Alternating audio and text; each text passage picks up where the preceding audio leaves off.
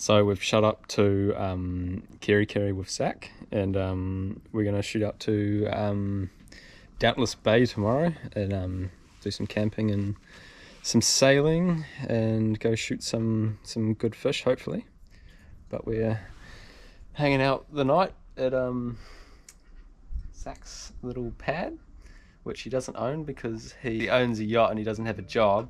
But yeah, nice place to spend the night.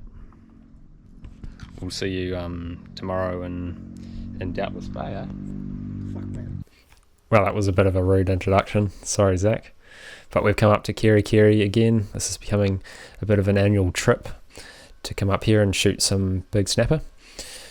And, you know, the more remote you go, the more likely you are to find, you know, that snapper you dream of. So we've come up, as far as we can, loaded up the car, loaded up the boat, and came to the ramp that we had been prospecting, and proceeded to beach launch my little Mac 360 center console. Yeah, bongs in.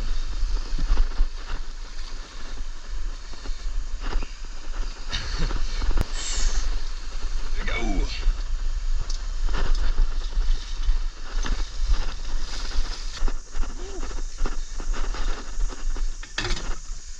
How easy. Dirty. So we've made it down to one of the northern beaches, and we've set up camp, and I've run the boat around and anchored it in the beach, so we're just going to take off on a small afternoon mission. We're up here now, just after midday, so we'll see what we can find. Hopefully some big snapper.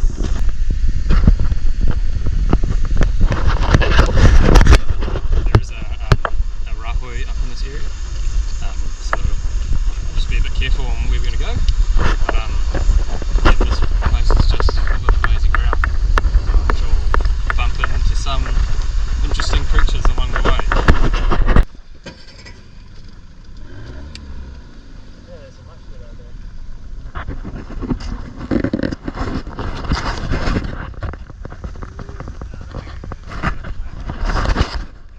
Took the boat further down the coast and found a nice peninsula that was outside the Rahui.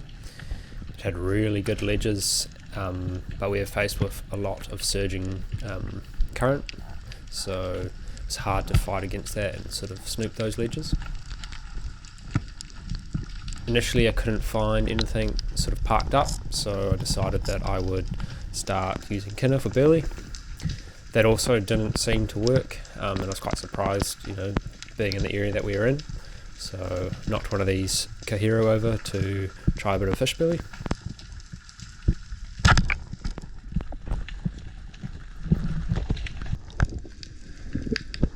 You can actually see a snapper below me here that's already come into the motion, so that was a good sign for me.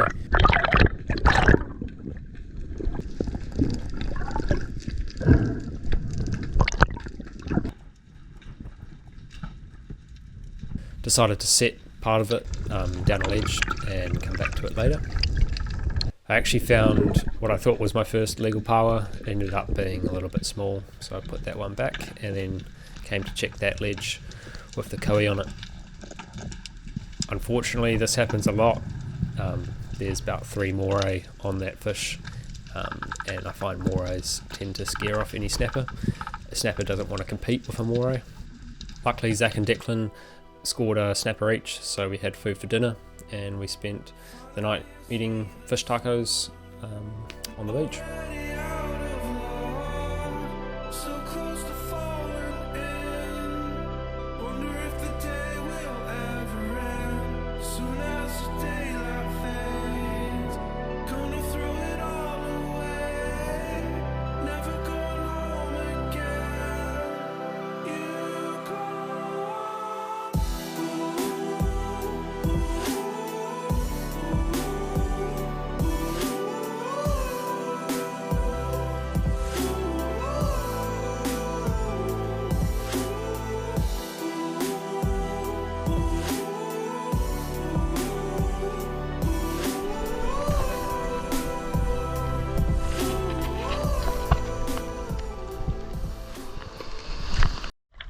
So I'm on my way to get the boat. I walked out to the beach last night because I didn't want to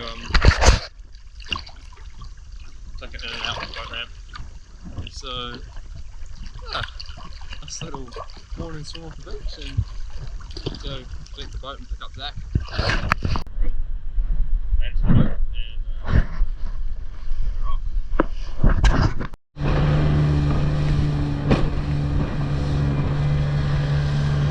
Yeah, so we headed out for our second day. The first day wasn't exactly what we wanted it to be. We weren't finding the fish that we wanted, but today we're going to make up for it. We couldn't get to the spot that we wanted because there was so much swell, the same as the previous day. So we found a nice calm bay that we could work with. I noticed that the area was quite barren and that there was a lot of wrasse around. You'll see this guy poking his head around. So I gave it a bunch of kinner for a burley, and what it did is it created a kind of like a cradle for the kinner, and then I'm going to layer some rocks up on top of it, because I find that those wrasse are just going to strip out that kinner so quickly that the snapper's not going to have enough time to move in on the burley. So by stacking those rocks up, it's going to last longer and allow more time for a snapper to come into it. Knowing that the area was barren, I was, always on the lookout, and when this drummer came by, he was, on the target list for another burley.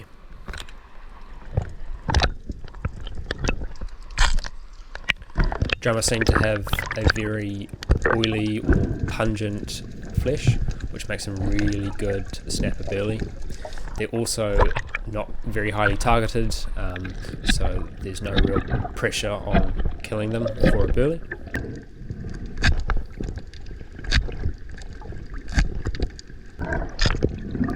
I like to put them into nice big chunks and then scratch a little bit off to get some scent in the water, and then find a nice big rock to sort of jam it underneath.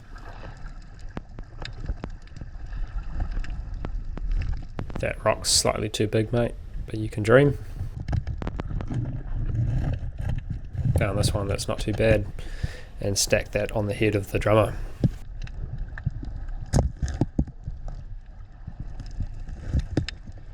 For some reason I decided this little rock would help too. Anyway, it happened very quick. I got washed around the corner and actually saw a really reasonable fish sitting on the burley. I thought he was probably about 12 pound, but I couldn't take the shot with that sort of swaying motion. So sort of laying on my belly, came over the other side of the rock and put a shot into him.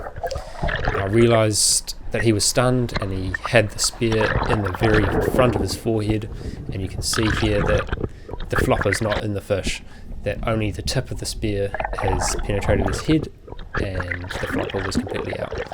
I let go of the gun and all the shooting line going to grab him, knowing that I couldn't pull on the shooting line, and here I noticed, oh fuck, I'm going to lose my gun. So yeah, full pace over arm swing to try and get my gun. About here I lost vision of the gun and I was like, what have I done? But luckily the gun started to slow down and it started to float back up. So this fish had either come off or it had parked up under this rock somewhere, and I wasn't sure yet. My heart rate's through the roof. I know that I need to wait before I can check.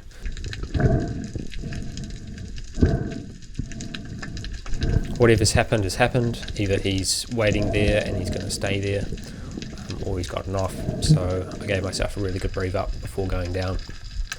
Came prepared with my knife as well, just in case I needed to stab him.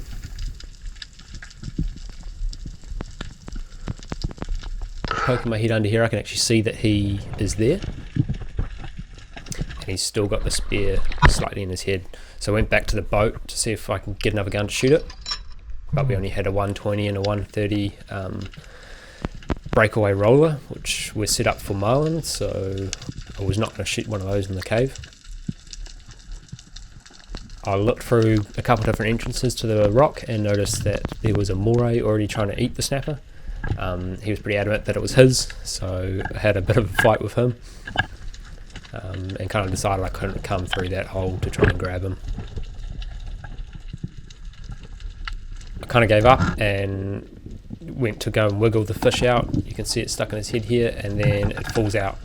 I'm going to stab that fish, but I realise he's kind of staying still and he's quite relaxed, even though I just pulled a spear out of his head. And I decided it would be stupid to agitate him by, stabbing him with the shaft and it not penetrating.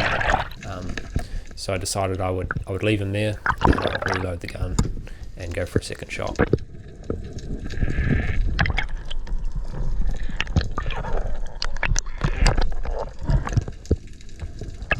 All while this fish is just sitting there, at any time it could have swum off, and I would have lost it. So this all entailed a lot of luck in that this fish wanted to sit here, and it was still here, and I was able to line up on it. Almost gave myself a black eye there too, and yeah, I know that I'd sort of secured it here, and I didn't like all this dynema here, so I didn't want to go for the extraction yet. Decided to clean it up. Chucked the gun over the top of the rock to get all that dynema out of the way, and went for the extraction.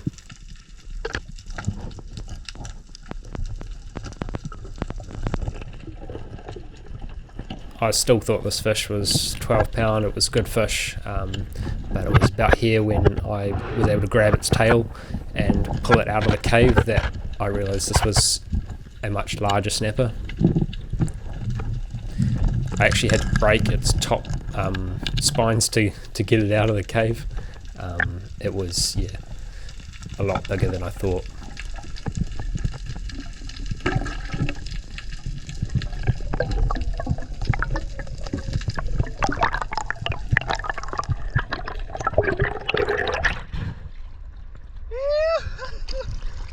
Oh, that was a bit of a mission. Fuck, that's a good fish.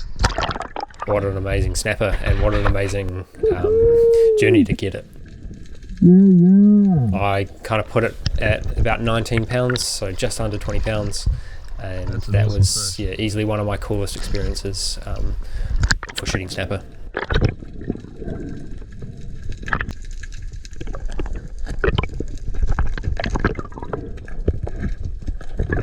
Always make sure to brain your fish really well and bleed it to preserve its eating quality. But you can see that end of the spear sort of popped out of there, and the flopper had got stuck up there, and it only stayed in through tension. It shows that no matter sort of how powerful your gun is, like if you shoot a big snapper in the forehead, it's going to have a very hard time to penetrate. We got some cool photos with Zach's camera, and that was, pretty much a trip-worthy fish for me. And we went back to camp to stay another night. This night, Zach's dad had actually sailed his 40-foot yacht up from Kirikiri, so I moored my boat out next to it, and we stayed the night on his boat, which was pretty cool.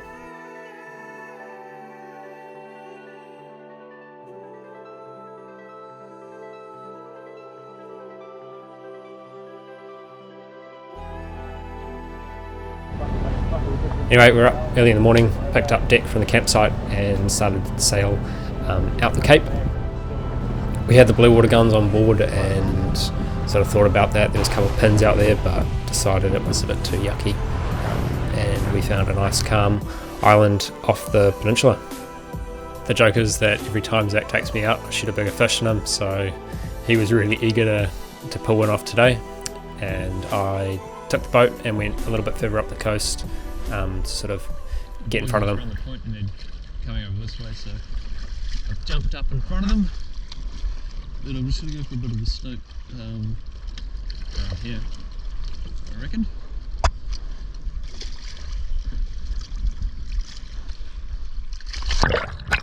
So as I said, I've jumped further in front of the guys, hoping that they'll catch up to me. and found this sort of ledge and had some drummer on it, so I took one of those for a burley. And as I looked at this ledge more, it wasn't really what I would normally set a burley on, because it was just a bit too open, and you couldn't sort of cage those fish into a close vicinity like you can in a gut. But the current was running down it, and I knew that that scent would get drifted into the current and out into the depths, and it would catch the scent of a lot of fish and hopefully bring in some big snapper. So found a little crevice on the ledge and put that drummer in it, and you can see this is quite a steep wall of rock, and then a nice bed of weeds on top, providing some good coverage. I went further down the coast and it became really barren, so I decided I'd turn around and I'd come back, and this was not even like 3 minutes after setting that burley.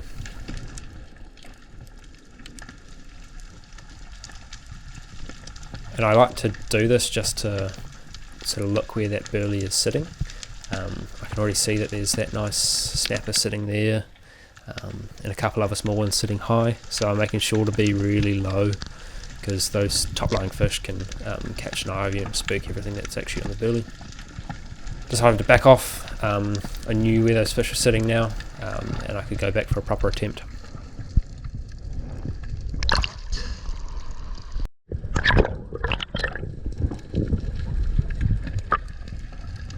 I like to dive quite far back to mitigate any noises that I make from my duck dive, and then I'll swim to the edge of the ledge. I know there's fish on it and I know they're up high, so I'm sticking really low into the weed. And it was here when I saw these kingfish and the snapper schooling that I knew this was going to be absolute carnage.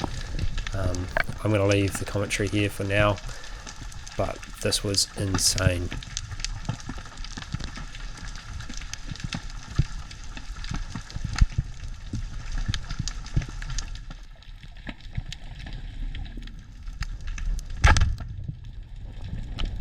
I have never seen so many snapper on one burley in such a short time. There must have been 5 fish around 20 pound, and this guy sitting up back, who was a standout model, who was the biggest fish that I've ever seen. Put a really nice shot up into its high shoulder, and knew it was a good holding shot, and the fight was on.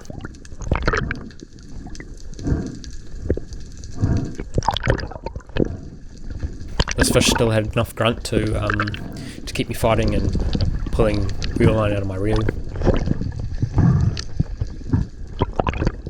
I knew this fish was just insanely huge.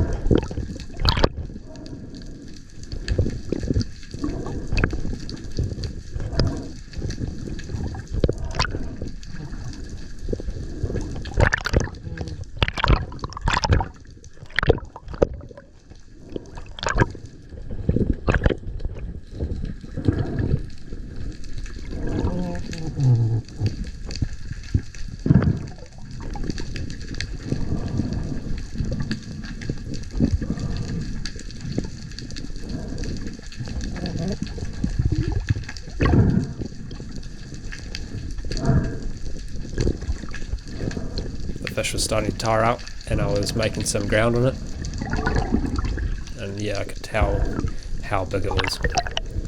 Here I accidentally pulled my weight belt instead of pulling the dyneema, and my weight belt fell off. So I had the biggest snapper I'd ever shot in one hand, and on the other hand I was trying to put my weight belt back on.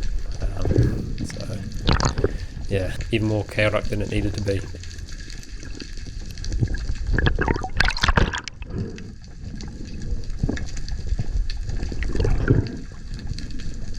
After shooting that big snapper yesterday and then seeing this one, I knew that this was such a special fish. It was so much larger, its fins were larger, its girth was larger. It was just a huge fish. It's probably bigger than any fish that I've seen at Goat Island. Yeah, I was kind of just speechless.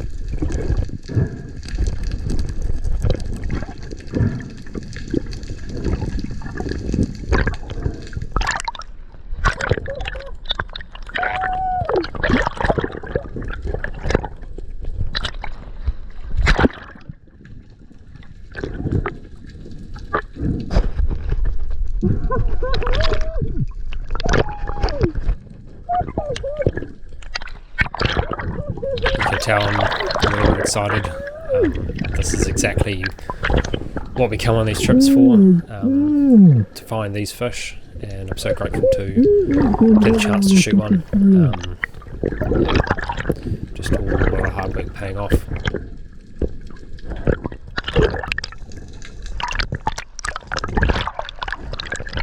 This is a 100cm roller, and yeah, it's mostly meant for that. I reckoned it was probably about 89 centimetres, which would put it up there around 25 pounds.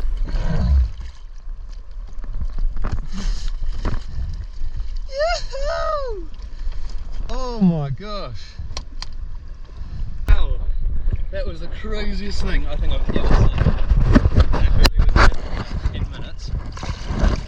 Checked it, and there's literally like 4 20-pounders on it. This fucking dude, he was fucking dwarfing them, and kingfish buzzing up top.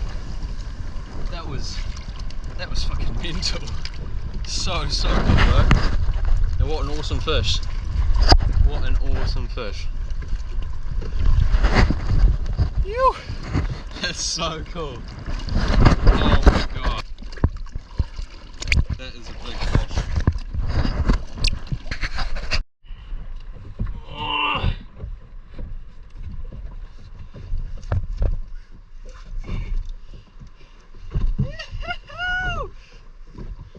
Fucking hell.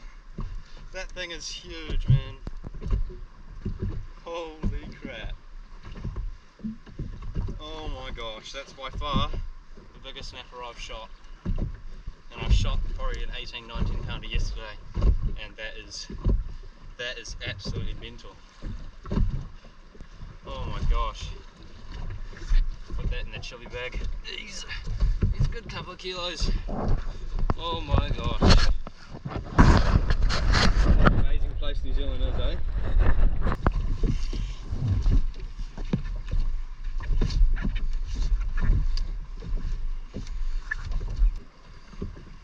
Pretty much all done solo. It's a bit risky being out here, but boys are a couple 100 metres that way, and Zach's gonna be absolutely fucking livid. Fuck yeah. Ew. Oh, there was a lot of stoke there. But yeah, what else do? You go back and show your friends. So went and found Zach. I think he's knocking 25, eh?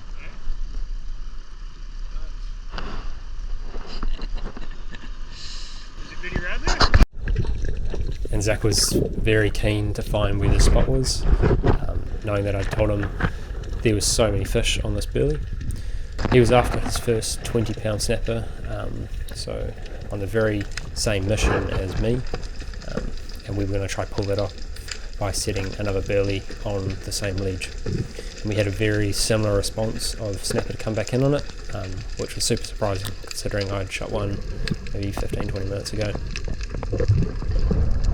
The plan was to follow him down the ledge and film him hopefully shooting his first 20-pound snapper. We knew we were shooting 3 large snapper, but you got to keep in mind that these were the only fish that we were shooting, and we had come on this trip just to shoot these big fish.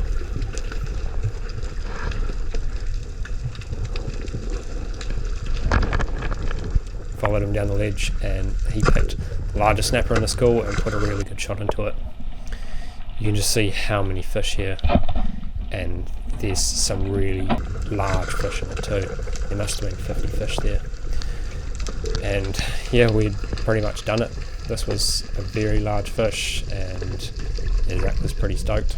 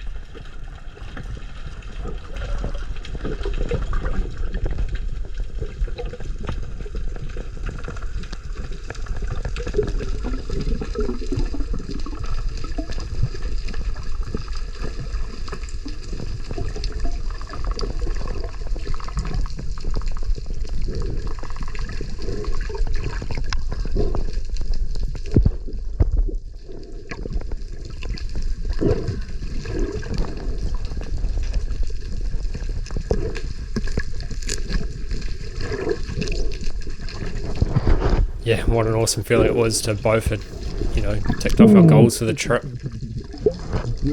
and more than anything, had done it together. This, I got it on this, right? That works so well with that other drum array. Yeah.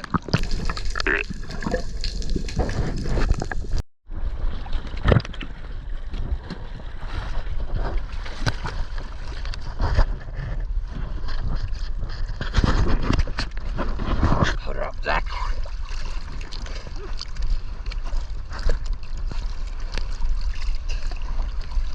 Yeah.